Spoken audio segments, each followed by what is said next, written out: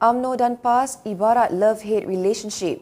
Perkara itu ditegaskan seorang pemerhati menyifatkan hubungan UMNO dan PAS ibarat hubungan cinta beracun yang akan membuatkan sebarang kerjasama sukar dibentuk. Pemerhati sebaliknya menyarankan jika benar UMNO mahu bersama dengan PAS, biarlah sebelum pilihan raya umum PRU akan datang, bukan sekarang. Kesimpulannya masih terlalu awal dan terlalu berisiko untuk UMNO mengadakan kerjasama dengan PAS ketika ini.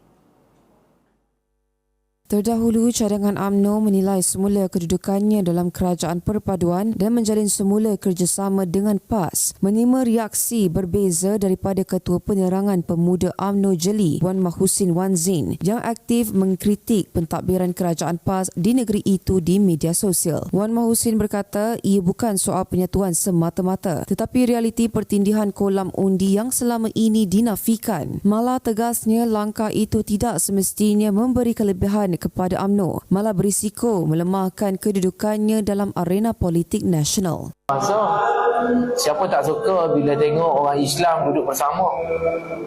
Tapi persoalannya, selama ini kita bertanding dalam pilihan raya, UMNO lawan PAS. UMNO tidak pernah lawan DAP pun. Sama juga dengan PAS.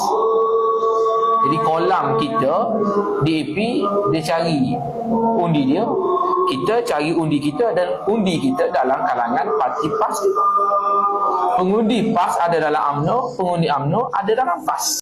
Wan Mahusin turut menolak tanggapan bahawa langkah keluar daripada kerajaan akan melemahkan DAP. Sebaliknya memberi amaran bahawa UMNO mungkin berdepan risiko menjadi parti pembangkang yang kecil dan terpinggir.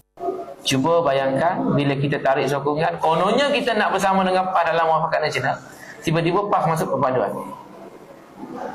Dan benda itu sudah berlaku sebelum ini.